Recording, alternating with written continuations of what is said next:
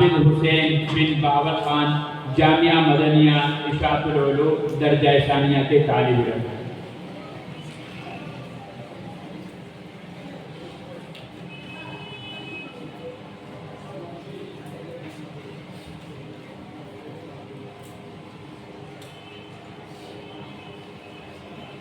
نحمده ونصلي على رسوله الكريم أما بعد فأعوذ بالله من الشيطان الرجيم بسم الله الرحمن الرحيم ما كان محمد أبا أحد من رجالكم ولكن رسول الله وخاتم النبيين وكان الله بكل شيء عليما وقال النبي صلى الله عليه وسلم أنا خاتم النبيين لا نبي بعدي أو كما قال عليه الصلاة والسلام صدق الله العظيم وصدق رسوله النبي الكريم ونحن على ذلك لمن الشاهدين والشاكرين والحمد لله رب العالمين۔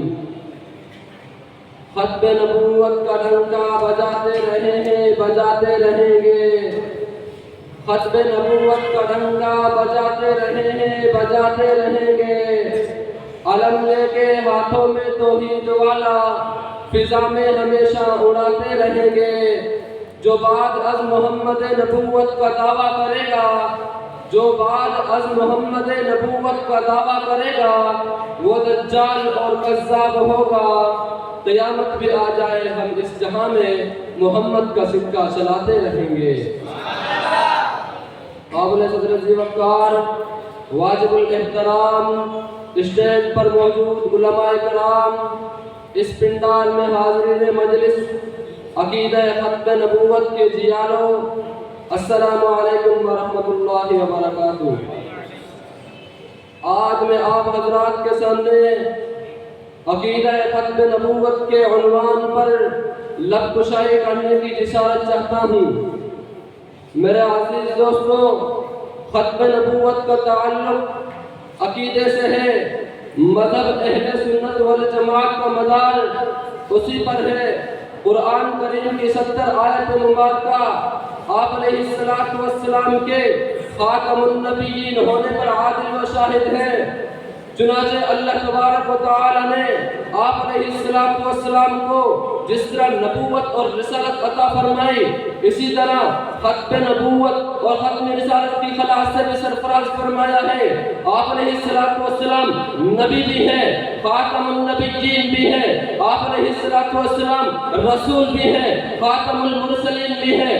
صرف یہی بات نہیں کہ آپ علیہ السلام پر نبوت ختم ہو گئی، اب کوئی نبی پیدا ہونے والا نہیں۔ صرف یہی بات نہیں کہ آپ علیہ السلام پر رسالت ختم ہو گئی، اب کوئی رسول پیدا نہیں ہوگا، بلکہ اللہ تبارک و تعالی نے آپ علیہ السلام کو نبوت کا اختتام اور رسالت کی تکمیل بھی آپ علیہ السلام کے ذریعے فرمائی۔ قرآن میں آتا ہے واللہ متم نورہ ولو کرہ الکافرون، یعنی اللہ تعالیٰ نے یہ فیصلہ کیا ہوا ہے کہ وہ محمد کو بھیج کر اپنے نور کو مکمل فرمائیں گے، چاہے کافروں کو کیسا ناگوارا کیوں نہ ہو۔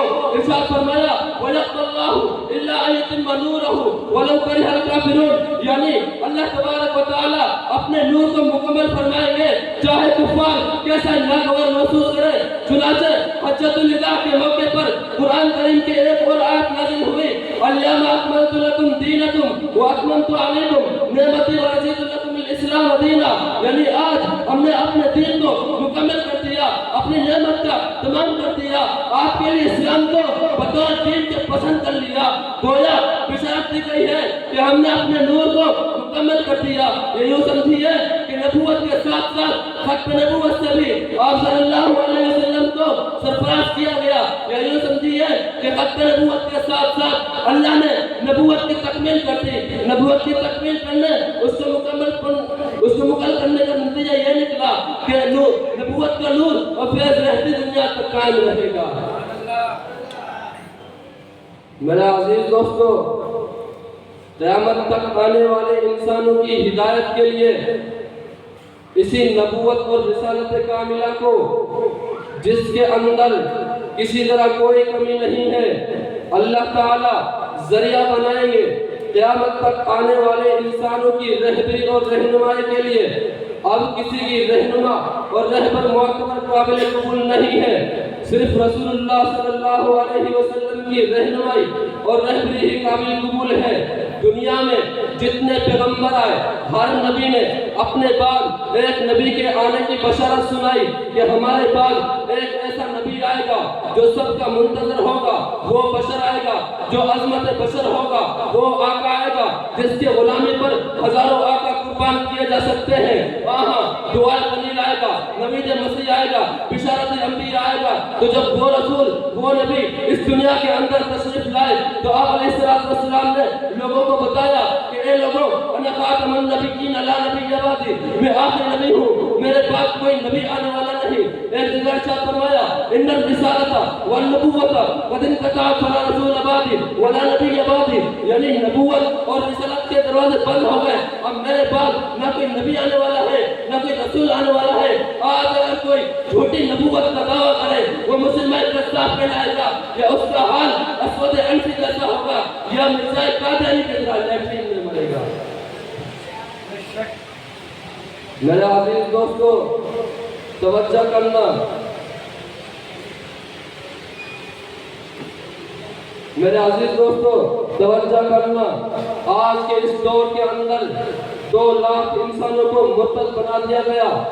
اب عصر حاضر میں یہ ذمہ داری ہم پر عائد ہوتی ہے کہ ہم ان لوگوں کا ڈٹ کر مقابلہ کریں، اس لیے کہ کل قیامت کے دن رسول اللہ صلی اللہ علیہ وسلم ہم سے سوال کریں گے کہ لاکھوں انسانوں کو مرتد بنا دیا گیا، تم لوگ میرے علم کے وارث تھے، بتاؤ لوگوں نے کیا کیا؟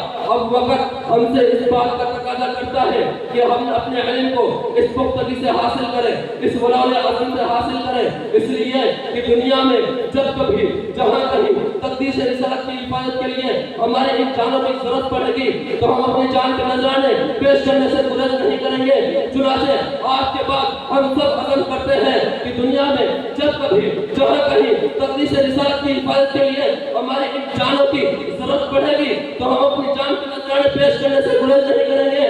اس لیے مسلمانوں کی عقیدے کی مثال حضرت سمیہ رضی اللہ عنہ کی طرح ہونی چاہیے۔ سینے پر پتھر رکھا ہوا ہے، ابو جہل خنجر ہاتھ میں لے کر کھڑا ہوا ہے، حضرت سمیہ رضی اللہ عنہ کے پاؤں 2 اونٹ سے باندھ کر رسی کھینچ کر کہنے لگتا ہے کہ سمیہ بتا تیرا عقیدہ کیا ہے؟ حضرت سمیہ رضی اللہ عنہ کہنے لگتی ہے اے ابو جہل میں تیری صداقت سے نہیں ڈرتی، اے ابو جہل مجھے محمد کی صداقت پر ناز ہے، اے ابو جہل میں تیری چھری تیری طاقت سے نہیں ڈرتی، اے ابو جہل ماننا ہے تمہارا نعوذ باللہ کا۔